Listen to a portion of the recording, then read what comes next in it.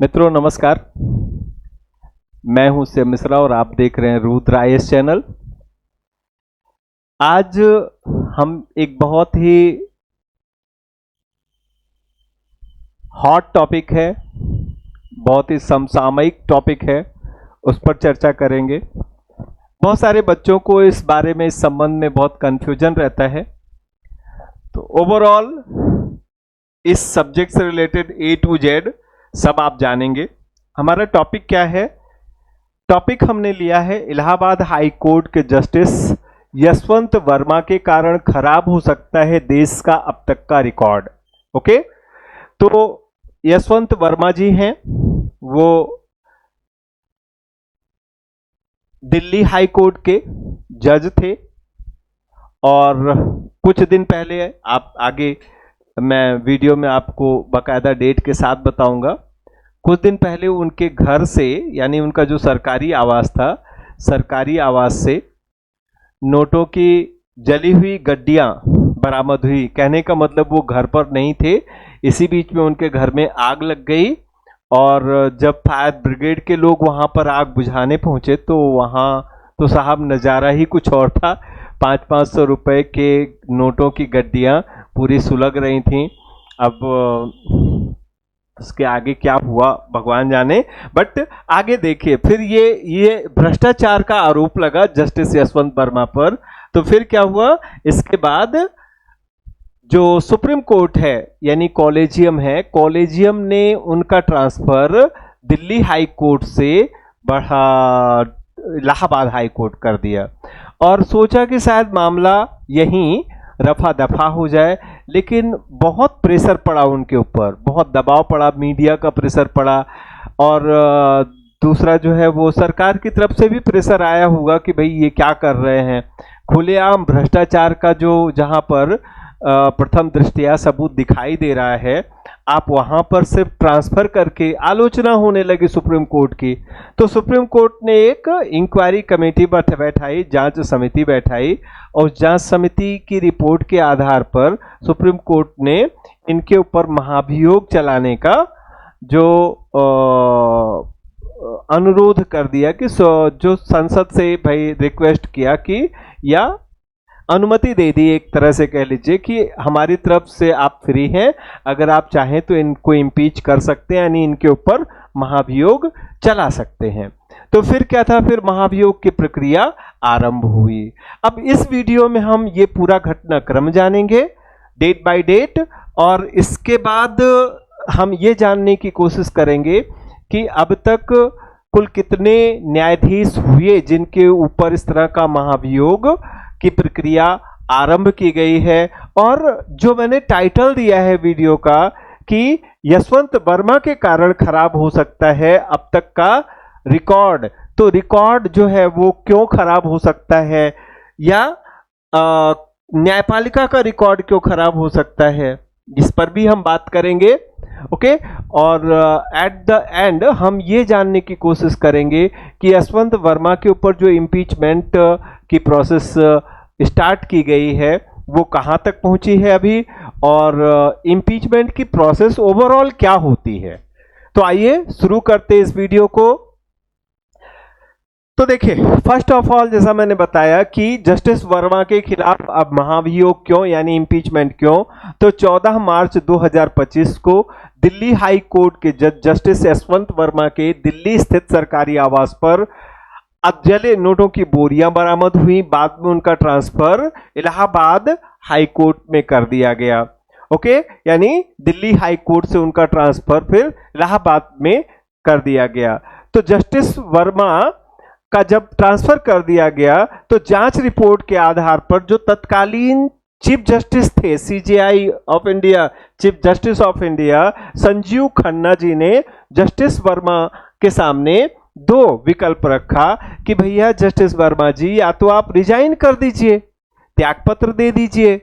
Okay, जज के पद से, यानी न्यायाधीश के पद से, हाई कोर्ट के जज के पद से आप त्यागपत्र दे दीजिए तो मामला ही फिनिश हो जाए। अब यहां आपको यह जानना होगा कि हाई कोर्ट के जो जज होते हैं उनकी नियुक्ति कॉलेजियम की सिफारिश पर, किसकी सिफारिश पर? कॉलेजियम की सिफारिश पर राष्ट्रपति द्वारा की जाती है। ओके, और वो अपना त्यागपत्र राष्ट्रपति को सौंपते हैं। ठीक, अगर वो अपना त्यागपत्र नहीं देते और उनके ऊपर कोई मामला बनता है, मामला दो तरह का बन सकता है, यानी महाभियोग या उनको हटाए जाने का जो, यानी रिमूवल ऑफ जजेस का जो ग्राउंड होता है, यानी उनको हटाए जाने का जो आधार होता है, वो दो आधार होता है। एक होता है कि प्रूव मिसबिहेवियर। मिसबिहेव का मतलब ऐसे ही मिसबिहेव होता है, यानी भ्रष्टाचार में कोई लिप्त हो तो उसको मिसबिहेव कहते हैं। किसी ने अपने पद का दुरुपयोग किया हो उसे मिसबिहेव कहते हैं। मिसबिहेव का मतलब क्या हो गया कि जो उस पद पर बैठे व्यक्ति से अपेक्षित नहीं है, ऐसा कुछ भी अगर उस व्यक्ति ने किया तो दैट इज कॉल्ड मिसबिहेव, यानी साबित कदाचार। और दूसरा क्या है, फिजिकल एंड मेंटल डिसेबिलिटी, यानी शारीरिक रूप से और मानसिक रूप से वो कार्य करने में सक्षम ना हो। तो इन दो आधार पर एक विशेष प्रोसेस है, एक खास प्रकार की प्रक्रिया है। There is a special process through which जजेस of supreme court and high court can be removed, जिसके आधार पर जजों को उनके पद से हटाया जा सकता है। तो इसका जो कॉन्स्टिट्यूशन में, संविधान में कहीं भी महाभियोग शब्द का उल्लेख नहीं किया गया है, लेकिन इस जो प्रोसेस के तहत उन्हें हटाया जाता है, आम बोलचाल की भाषा में हम इसे इम्पीचमेंट या महाभियोग कहते हैं। थोड़ा सुनने में कूल लगता है, अच्छा लगता है ये शब्द। तो ओके, तो क्या कहा सीजेआई संजीव खन्ना, जो इससे पहले अभी गवई साहब हैं, इससे पहले जो सीजेआई थे संजीव खन्ना जी ने जो जस्टिस यशवंत वर्मा जी से कहा कि या तो आप रिजाइन कर दीजिए और वरना आप इम्पीचमेंट के लिए तैयार रहिए। तो उन्होंने कहा कि रिजाइन तो नहीं करूंगा, इम्पीचमेंट के लिए मैं जरूर मेंटली प्रिपेयर हो जाता हूं। अब इसके बाद क्या हुआ कि 21 जुलाई 2025 को विभिन्न पार्टियों के, विभिन्न पार्टी मतलब हो गया सत्ता पक्ष और विपक्ष, यानी जो कांग्रेस और अन्य जो इंडिया गठबंधन के दल हैं उनकी तरफ से, और साथ ही साथ भारतीय जनता पार्टी सत्ता पक्ष की तरफ से कुछ सांसदों ने मिलकर के, जिनकी संख्या 146 है, ने लोकसभा में एक प्रपोजल इंट्रोड्यूस किया, एक प्रस्ताव लेकर आए 146। हालांकि आपको ये ध्यान रखना है कि लोकसभा में इस तरह का प्रस्ताव लाने के लिए जजेज को उनके पद से हटाने का कोई प्रपोजल, कोई रिजोल्यूशन कहते हैं इसको, कोई प्रस्ताव, कोई रिजोल्यूशन लाने के लिए लोकसभा में 100 मेंबर्स की, 100 सदस्यों की, और राज्यसभा में केवल 50 सदस्यों के समर्थन की आवश्यकता होती है, समर्थन की जरूरत होती है। बट फिर भी थे पर्याप्त, तो 146 100 के बिहाफ पर, यानी 100 की जगह 146 सांसदों ने जस्टिस वर्मा के खिलाफ महाभियोग प्रस्ताव, महाभियोग का प्रक्रिया शुरू करने का प्रस्ताव संसद में रखा। अच्छा, अब इसमें होता यह है कि जिस भी सदन में प्रपोजल आता है, देखिए यहीं से रिलेटेड एक छोटी सी बात और बता दूं कि ऐसा ही प्रपोजल लाया गया राज्यसभा में भी, लेकिन राज्यसभा में सत्ता पक्ष के जो प्रस्ताव आया, सत्ता पक्ष के सांसद उसमें शामिल नहीं थे प्रस्ताव में, केवल विपक्ष के सांसदों का प्रस्ताव जो अब स्वीकार तो नहीं कर लिया, मतलब रख लिया। जो हमारे भूतपूर्व उपराष्ट्रपति थे, अभी नया राष्ट्रपति का इलेक्शन की डेट अनाउंस कर दी गई है, तो वाइस प्रेसिडेंट के लिए इलेक्शन होने वाला है। अगला वीडियो मैं इसी पर आपको बनाऊंगा कि उपराष्ट्रपति का चुनाव कैसा होता है, उसमें क्या बारीकियां होती हैं, उसमें क्या टेक्निकल इशूज होते हैं, ये सारी चीजें डिटेल में बताऊंगा। तो जो प्रीवियस हमारे वाइस प्रेसिडेंट थे, जो राज्यसभा के सभापति भी होते हैं, सतीश धनखड़ जी इसी मामले में फिर उनकी रिमूवल का आप समझते ही हैं सब कुछ, मतलब किया जाना था रिमूवल का प्रोसेस स्टार्ट जो है वो जस्टिस वर्मा का, और रिमूवल हो गया सतीश धनखड़ जी का। तो वो कहानी कुछ अलग है। खैर, यहां लोकसभा में प्रपोजल आया और लोकसभा स्पीकर ने उस प्रपोजल को एक्सेप्ट भी कर लिया। अब जब स्पीकर एक्सेप्ट कर लेता है तो क्या, तो जो जस्टिस वर्मा या किसी भी जज के ऊपर जो आरोप लगाए गए हैं उन आरोपों की जांच के लिए लोकसभा स्पीकर के द्वारा एक सदस्यों की बॉडी यानी एक कमेटी बनाई जाती है जिसको इंक्वायरी कमेटी कहते हैं। तो यहां भी इंक्वायरी कमेटी बनाई गई। उस इंक्वायरी कमेटी में कौन थे? सबसे पहले तो जस्टिस अरविंद कुमार। ये जस्टिस अरविंद कुमार जो है ये सुप्रीम कोर्ट में जज हैं। ये आप देख सकते हैं इनका पिक्चर, जस्टिस अरविंद कुमार। इसके बाद दूसरे जस्टिस मनीन्द्र मोहन श्रीवास्तव, एमएम श्रीवास्तव भी कह सकते हो आप इनको। ये राजस्थान, छत्तीसगढ़ हाई कोर्ट के पूर्व जज रह चुके हैं। इसके साथ साथ मद्रास हाई कोर्ट के भी पूर्व जज रह चुके हैं। मद्रास हो गया, यानी मद्रास का मतलब चेन्नई हो गया, राजस्थान हो गया, छत्तीसगढ़ हाई कोर्ट के ये भूतपूर्व जज रह चुके हैं। और इसके बाद ये हैं, ये देखिए सबसे लास्ट में कोने में, इनका नाम है वी वसुदेव आचार्य। ये वी वसुदेव आचार्य जो है एक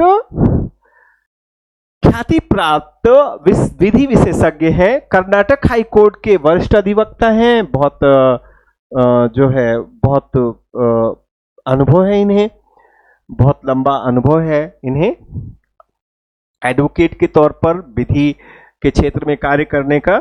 तो आप ये तीन लोगों की कमेटी, इसमें होता यही है कि एक जज सुप्रीम कोर्ट से होना चाहिए, एक जज जो है वो हाई कोर्ट से होना चाहिए, और एक कोई विधि विशेषज्ञ होना चाहिए जो जिस भी जज के ऊपर आरोप लगाया गया है उस जज के ऊपर जो आरोप लगाया गया उन आरोपों की जांच करके या तो उस जज को सही ठहराए या उस जज के ऊपर लगाए गए आरोपों को सही ठहराए। अगर जज के ऊपर जो आरोप लगाए गए हैं वो आरोप सही पाए जाते हैं। अब देखिए यहां तक ये हो गया है, अभी इनकी रिपोर्ट आनी बाकी है।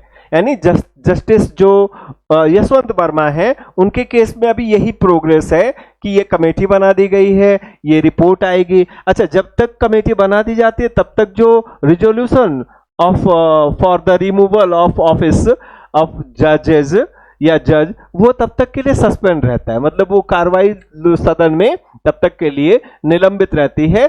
अब जब ये रिपोर्ट सदन को सौंपेंगे उस आधार पर फिर आगे की कार्रवाई की जाएगी। ओके, अब आगे मैं प्रोसीजर और आपको बताऊंगा पूरा डिटेल में, one by one, step by step.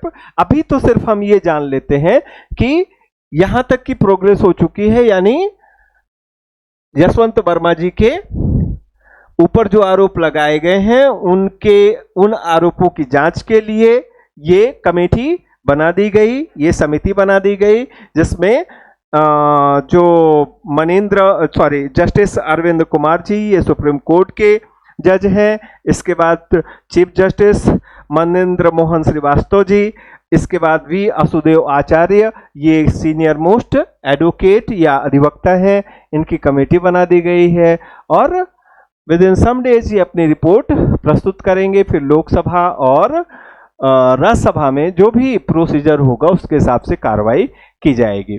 अच्छा, अब यहां पर जो मैं आगे आपको बताना चाहता हूं मोस्ट इंपॉर्टेंट, कि ऐसा नहीं है कि भारत में पहली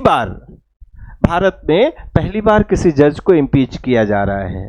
ओके, भारत में अब तक 5 बार इस तरह का प्रयास किया जा चुका है, लेकिन सबसे इंपॉर्टेंट ये जानने वाली बात यहां ये है कि किसी भी जज के खिलाफ ये इम्पीचमेंट की प्रोसेस कंप्लीट नहीं हुई। मतलब इस तरह के आरोप 5 जजेस पर लगाए गए और महाभियोग की जो प्रक्रिया है वो पूर्ण होने से पहले ही या तो जज ने रिजाइन कर दिया या शायद जो सरकार है उसने हाथ पीछे खींच लिया। यानी लोकसभा के स्पीकर या राज्यसभा के सभापति जिन्हें प्रोसेस शुरू करने की परमिशन देनी होती है, उन्होंने उनके ऊपर लगाए गए आरोपों का प्रोसेस ही आगे स्टार्ट नहीं किया। तो देख लेते हैं कब कब किन किन जजों के ऊपर क्या क्या आरोप लगा और क्या हुआ। तो 1991 1991 का वर्ष याद रखना, ये एलपीजी यानी लिबरलाइजेशन, प्राइवेटाइजेशन और ग्लोबलाइजेशन का भी वर्ष है। इसी वर्ष देखें, एलपीजी है, लिबरलाइजेशन, प्राइवेटाइजेशन, ग्लोबलाइजेशन का साल चल रहा है और सब कोई जो है वो अपनी इकोनॉमिक ग्रोथ के बारे में सोच रहे हैं। तो जस्टिस वी रामास्वामी, ये सुप्रीम कोर्ट के जज थे वी रामास्वामी, इन्होंने भी सोचा कि क्यों ना कुछ फाइनेंशियल हेरा फेरी इधर उधर कर लिया जाए। तो इनके ऊपर फाइनेंशियल इरेगुलरिटी का आरोप लगा। क्या हुआ, प्रस्ताव को साधारण बहुमत मिला लेकिन आवश्यक 2/3 बहुमत नहीं मिल सका और इसके कारण प्रस्ताव लोकसभा में पास नहीं हो पाया। मतलब कहां तक पहुंची बात कहां तक पहुंची कि जो रिजोल्यूशन लाया गया लोकसभा में, रिजोल्यूशन लाने के बाद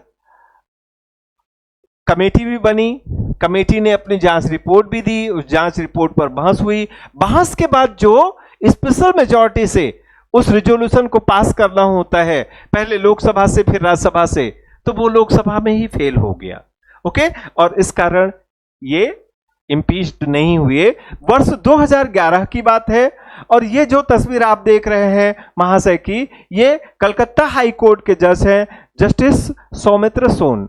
इन पर भी वही मामला, इन पर भी वही आरोप लगा कि ट्रस्ट फंड में गड़बड़ी का, यानी मैटर फाइनेंशियल है, लगातार मैटर फाइनेंशियल है, वित्तीय अनियमितता का, ट्रस्ट फंड में गड़बड़ी का आरोप लगा। महाभियोग का प्रस्ताव राज्यसभा में पहुंचा, इन्हें लगा कि पास हो जाएगा, उससे पहले इन्होंने रिजाइन कर दिया। मतलब ये है कि अभी जो हमारे जस्टिस यशवंत वर्मा जी हैं, उनके पास भी ऑप्शन है। मतलब वो भी वेट एंड वॉच की स्थिति में कि ठीक है चलते रहने दो, पहले भी लोकसभा में आएगा, फिर वहां से 2/3 मेजॉरिटी से पास होगा, फिर राज्यसभा में जाएगा, है ना। जैसे राज्यसभा में गया वहां डिस्कस होगा, उससे पहले मैं रिजाइन कर दूंगा, तो कम से कम संसद का कुछ समय तो बर्बाद करने का श्रेय मुझे मिलेगा। देखना वही होगा, वो रिजाइन करेंगे, महाभियोग तब भी नहीं होगा। जो मैंने कहा है ना कि रिकॉर्ड नहीं खराब होने देंगे। मतलब हमारे बुक्स में ये हमेशा ही लिखा जाएगा कि अब तक भारत में किसी भी न्यायाधीश, चाहे वो सर्वोच्च न्यायालय का हो चाहे वो उच्च न्यायालय का हो, किसी भी न्यायाधीश के खिलाफ भारत में महाभियोग का प्रस्ताव या महाभियोग की प्रक्रिया पूर्ण नहीं हुई है। तो उनके केस में भी यही होगा, जहां तक मुझे लगता है 99%।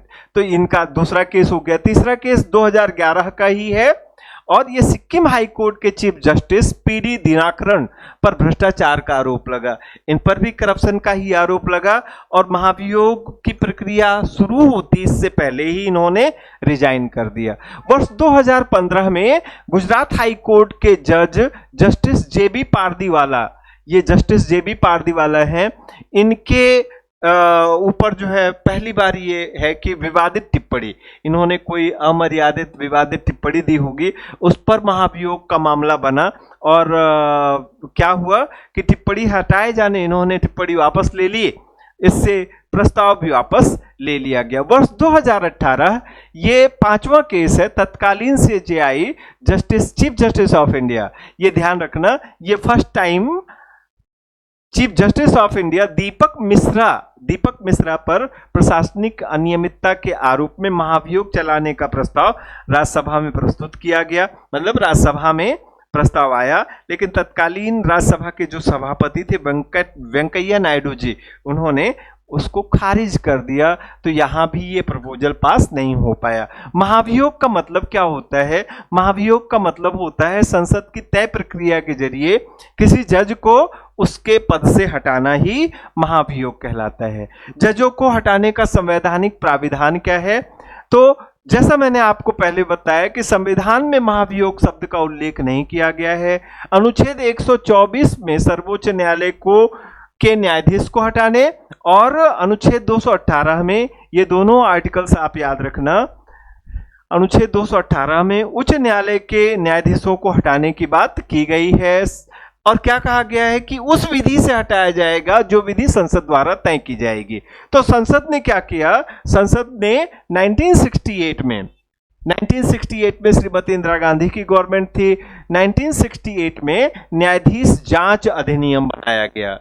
यानी न्यायाधीश जांच अधिनियम का मतलब होता है जज इंक्वायरी एक्ट 1968। ये याद रखना करंट अफेयर्स के लिए ये बहुत इंपॉर्टेंट है, स्टैटिक भी है, करंट अफेयर भी है। न्यायाधीश जांच अधिनियम में जो प्रोविजन है, जो प्राविधान किया गया है, ध्यान रखना संविधान में कहीं कोई प्रोविजन नहीं है, संविधान में कहीं कोई रिमूवल का प्रोसेस नहीं बताया गया है। ओके, वहां सिर्फ इतना कह दिया गया है कि संसद द्वारा विहित प्रक्रिया के अनुसार, यानी संसद जो भी, पार्लियामेंट जो भी डिसाइड करेगी उसके अनुसार न्यायाधीश को उसके पद से हटाया जाएगा। तो पार्लियामेंट ने डिसाइड किया 1968 में, 1968 में, उस एक्ट को हम कहते हैं जज इंक्वायरी एक्ट।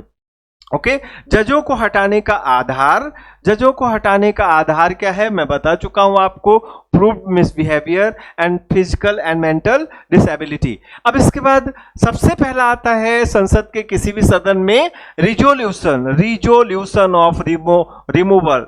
रिजोल्यूशन, ध्यान रखना, प्रपोजल नहीं बल्कि रिजोल्यूशन कहते हैं, रिजोल्यूशन फॉर रिमूवल किसी भी हाउस में, आइदर इन लोकसभा और इन राज्यसभा, या तो लोकसभा में या राज्यसभा में, किसी भी सदन में प्रस्ताव लाया जा सकता है। ध्यान रखना है आपको कि अगर ये प्रपोजल, अगर ये प्रस्ताव लोकसभा में आता है, ओके, ये रिजोल्यूशन लोकसभा में आता है, तो लोकसभा के कम से कम 100 सांसद द्वारा इसे सपोर्टेड होना चाहिए, और अगर ये राज्यसभा में आता है तो कम से कम 50 सांसदों का इसे समर्थन होना जरूरी है। ओके, प्रस्ताव आने के बाद, अगर प्रस्ताव आने के बाद ये लोकसभा स्पीकर या राज्यसभा जैसी भी स्थिति है, अगर लोकसभा में प्रपोजल लाया गया तो स्पीकर डिसाइड करेगा, और अगर राज्यसभा में तो राज्यसभा का चेयरमैन या you can say vice president ये डिसाइड करेगा कि इस प्रस्ताव को आगे बढ़ने की अनुमति दें या यहीं खत्म कर दें।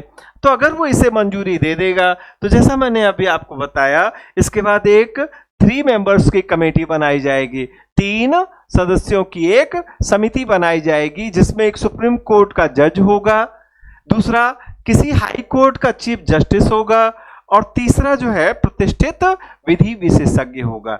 ये जज पर लगाए गए आरोपों की जांच करेगा। अब इसके बाद अगर आरोप सही पाए जाते हैं, अपनी रिपोर्ट संसद को सौंपेगा, अगर आरोप सही पाए जाते हैं उस पर, तो क्या होगा, तो ये प्रस्ताव फिर से वही जो प्रपोजल था, रिजोल्यूशन था, वो संसद के दोनों सदनों में 1 by 1 रखा जाएगा। यानी जहां प्रपोजल आया सबसे पहले उस हाउस में जाएगा। ओके, तो इसे पारित करने के लिए क्या चाहिएगा, इसे पारित करने के लिए 2 शर्तें पूरी होनी चाहिए। फर्स्ट ऑफ ऑल, जिस दोनों शर्तों को मिलाकर हम कहते हैं स्पेशल मेजॉरिटी। क्या, सबसे पहले तो कुल सदस्य संख्या, सपोज कर लीजिए लोकसभा की बात कर लेते, लोकसभा में 543 मेंबर्स हैं, 543 सदस्य हैं, तो सीधे सीधे क्या कर देना, 543 543 डिवाइडेड बाई 2 + 1, तो ओके, तो 2 2 जा 4 हो गया, और 2 7 जा 14 हो गया, 2 1 जा 1 हो गया, और इधर +1 कर दें तो 272 272 273, ये जो गोल्डन नंबर है। ओके, 272 मेंबर्स, एटलीस्ट, कम से कम, क्या, at least more than half of the total members of house, यानी सदन की जो कुल सदस्य संख्या है उसके आधे से अधिक। ठीक, लेकिन इससे ही बात नहीं बनेगी, यानी 272 या 273 अगर इस रिजोल्यूशन को पास कर देते हैं लोकसभा से तो ही बात नहीं बनेगी। इसके बाद एक दूसरी कंडीशन भी है, ये पहली कंडीशन, एक बार फिर से दोहरा दो। पहली कंडीशन क्या है कि the resolution should be pass bye at least more than half of the total number of seats in the particular house, मतलब लोकसभा या राज्यसभा जैसा भी सदन हो उसके कुल सदस्य संख्या के आधे से अधिक। तो अभी मैंने क्या बताया, आधे से अधिक कैसे, हम यहाँ लोकसभा की बात कर रहे हैं। अगर मैं राज्यसभा की बात करूं तो राज्यसभा में क्या है, राज्यसभा में टोटल मेंबर्स है 245, 245 डिवाइडेड बाय 2 प्लस 1, तो ये हो जाता है आई थिंक 1 2 3 123। राज्यसभा में एटलीस्ट 123 मेंबर्स का अगर इतना सपोर्ट नहीं है तो फिर ये रिजोल्यूशन पास नहीं होगा। लेकिन अभी इसके आगे दूसरी शर्त भी है। दूसरी शर्त क्या है कि 2/3 of present and voting members, यानी ये तो एटलीस्ट होना ही है। इसके बाद प्रेजेंट एंड वोटिंग मेंबर्स का 2/3 का शर्त भी कंप्लीट करना है। इसी को हम कहते हैं, सपोज कर लीजिए यहां मैं एक उदाहरण के लिए लूं कि उस दिन जिस दिन ये रिजोल्यूशन आया उस दिन लोकसभा में 450 मेंबर्स उपस्थित थे, तो इसका 2/3 का मतलब हो गया 150, इसका मतलब हो गया 300। ओके, तो यहां दो चीजें, एक 273 कम से कम होना चाहिए और लेकिन 273 पर पास हो जाएगा जरूरी नहीं है, ये शर्त भी पूरी होनी चाहिए। अब आप संक्षेप में ऐसा कह सकते हो ये दोनों कंडीशंस में जो ज्यादा हो, ओके, तो जो ज्यादा हो मतलब 300, तो 300 members present and voting members, ये कम मतलब प्रेजेंट एंड वोटिंग मेंबर्स कम भी हो सकता है। एक दूसरे एग्जांपल से हम इसको देख लेते हैं। सपोज कर लीजिए कि जिस पर्टिकुलर डे में ये रिजोल्यूशन आया उस दिन क्या किया कि जैसे अभी आजकल चल ही रहा है, हंगामा चल रहा है, बार बार हंगामा चल रहा है। अब हंगामा हो रहा है और हंगामे के बीच में कांग्रेस और जो विपक्षी दल हैं वो बाहर चले गए, तो विपक्षी दल बाहर चले गए तो जो बचे कुल कितने, सत्ता पक्ष के 280 मेंबर्स बचे, 280 सदस्य बचे। अभी 280 का 2/3 कर लेते हैं, 2/3 कर लेते हैं, तो 3 9 4 यानी इस केस में 180 अप्रोक्सीमेट, लगभग 180 निकल के आ रहा है। ये क्या आ रहा है 180 आ रहा है 2/3 ऑफ प्रेजेंट एंड वोटिंग, तो 180 हो गया ये, तो इसमें नहीं पास होगा। तब तो कम से कम 273 यानी 273 मेंबर्स का सपोर्ट चाहिए ही चाहिए। तो चलिए अपन बात को आगे बढ़ाते हैं और यहां इसके बाद क्या, जब ये दोनों हाउसेस से स्पेशल मेजॉरिटी से पास हो गया तो इसके बाद ये प्रेसिडेंट ऑफ इंडिया के पास रिजोल्यूशन जाता है और प्रेसिडेंट ऑफ इंडिया जिस समय उस पर अपने सिग्नेचर कर देता है उसी समय वो जज अपने पद से हट जाता है। तो इंपॉर्टेंट बातें क्या क्या हैं, इंपॉर्टेंट बातें ये हैं कि ये जो प्रोसीजर है हटाने का, ये प्रोसीजर जिसको आप महाभियोग कह रहे हो, महाभियोग की प्रक्रिया ये संविधान में उल्लिखित नहीं है, it is not mention in the constitution. तो कहाँ है, जज या जजेज इंक्वायरी एक्ट 1968 में जजेज इंक्वायरी एक्ट बनाया गया, उसमें ये बात कही गई है। दूसरी चीज है कि सुप्रीम कोर्ट के लिए जो जजों की नियुक्ति, जजों को हटाना, जजों का त्यागपत्र, इस तरह की जितनी भी बातें की गई हैं वो सारी बातें आर्टिकल 124 में की गई हैं, अनुच्छेद 124 में की गई हैं। और जो हाई कोर्ट के जजेस की बात करें तो आर्टिकल 218 में की गई है, ये याद रखना आपको। और चूंकि अभी बात जो है जस्टिस यशवंत वर्मा की है और जस्टिस यशवंत वर्मा जब उनके ऊपर आरोप लगा तो दिल्ली हाई कोर्ट के जज थे, अभी वर्तमान में इलाहाबाद हाई कोर्ट के जज हैं, तो उन पर जो उनसे रिलेटेड जो आर्टिकल है वो आर्टिकल 218 है, अनुच्छेद 218 है।